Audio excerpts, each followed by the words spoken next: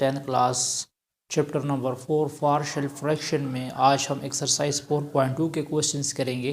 अच्छा, before decomposition से पहले फ्रैक्शंस को पार्शियल फ्रैक्शन में डिकम्पोज करने से पहले आपको केस के बारे में पता होना चाहिए कि कौन सा केस है, लीनियर है, नॉन लीनियर है, रिपीटेड है, रिड्यूसिबल टू लीनियर है कि नहीं। तो ये जो क्वेश्चंस गिवन है इसको हम केस नंबर 3 पे करेंगे। केस नंबर 3 जब नॉन लीनियर और नॉन रिपीटेड आ जाए। यहाँ पे आप लोग देख सकते हैं एक हमारे पास x है, इस x का पावर तो 1 है, मतलब ये तो लीनियर हुआ। ये x² + 1, इस x² + 1 की मैं ना फैक्टराइजेशंस कर सकता हूँ और ना कोई और मेथड इस पे अप्लाई कर सकता हूँ कि इसको मैं रिड्यूस करूँ पावर 1 में। मतलब ये जो x² है ये x की पावर 1 में मैं रिड्यूस नहीं कर सकता। और ये प्रॉपर भी है, एक ये प्रॉपर है, प्रॉपर के साथ नॉन लीनियर केस 20 में आ चुका है। और ये नॉन रिपीटेड भी है और इसमें रिपीटिशन भी नहीं हो चुकी है, इसमें कोई रिपीटिशन नहीं है। तो ये जो इसमें एक पार्ट तो ऑलरेडी हमें गिवन है, किस फॉर्म में, लीनियर फॉर्म में गिवन है। तो मैं लिख दूंगा x × x² + 1। तो मैं लिख सकता हूँ a/x। और ये नॉन लीनियर टर्म्स है, तो जब द नॉन लीनियर टर्म्स आ जाएगा, नॉन रिड्यूसिबल टर्म्स आ जाएगा, तो फिर इसके लिए मैं लिख दूंगा bx + c / x² + 1। क्योंकि इसके दो रूट्स होते हैं तो इसलिए मैंने दो टर्म्स यहाँ पे लगा दिए, एक b है और एक c है आपके पास। तो ये हमारे पास मेन इक्वेशन a हुआ। अब मैं क्या करूँगा, multiplying both sides by x × x² + 1 multiplied करो। तो जब मल्टीप्लाइड करोगे x × x² + 1 तो ये बन जाएगा x × x² + 1। ये आ जाएगा a/x, x × x² + 1 plus bx + c x² + 1 x × x² + 1 हो जाएगा। तो ये x के साथ कैंसिल हुआ और ये x² के साथ कैंसिल हुआ, ये x² इसके साथ और ये टर्म्स यहाँ पे 1 आ जाएगा। तो ये आ जाएगा a × x² + 1 और ये हो जाएगा bx + c × x। ये इक्वेशन 1 हुआ। अब यहाँ देखिए, आप जो a b c की वैल्यू है वो आप लोग कोएफिशिएंट कंपैरिजन से फाइंड कर सकते हैं तीनों वैल्यू। लेकिन इसमें जो x है इसका पावर क्या है, 1 है।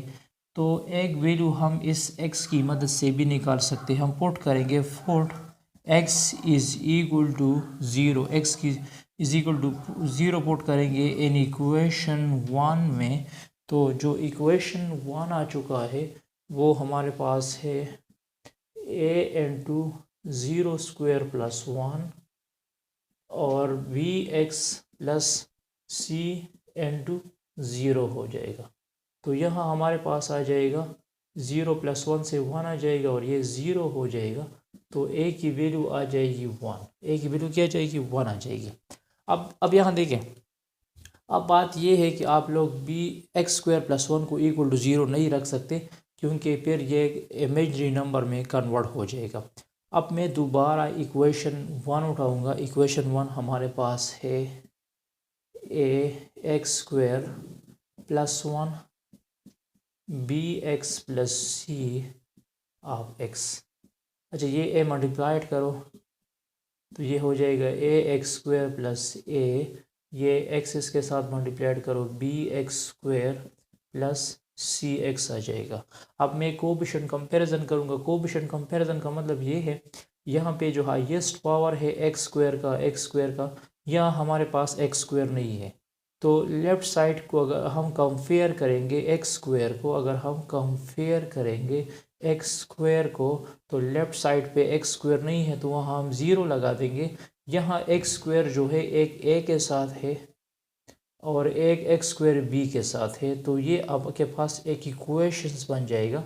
अब यहाँ पे देखिए ए की वैल्यू ऑलरेडी हमने फाइंड की है, ए की वैल्यू हमारे पास है 1, तो इस ए की वैल्यूज़ लगा दो तो ये हो जाएगा 1 प्लस बी, तो बी आ जाएगा -1, बी क्या आ जाएगा -1 आ जाएगा।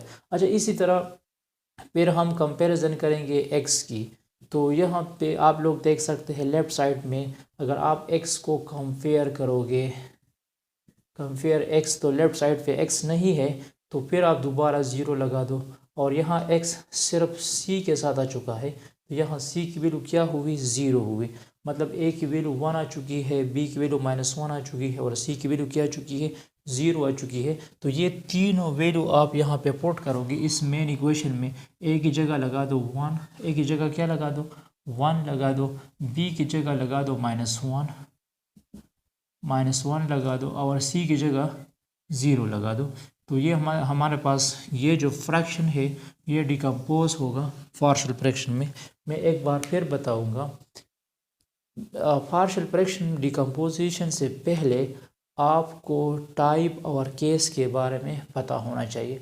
अगर जब आपको केस के बारे में पता नहीं होगा तो और यहाँ पे आप लोग मिस्टेक करोगे पहले स्टेप में, तो फिर पूरा क्वेश्चंस आप लोगों का रॉन्ग होगा, ठीक है। तो केस को समझना ज़रूरी है और ये जो पहला स्टेप है इसको ठीक लिखना ज़रूरी है। इसके बाद मैं एक अदर 2 प्रॉब्लम्स भी करूँगा नॉन रिपीटेड नॉन लीनियर पे। Stay touch with us.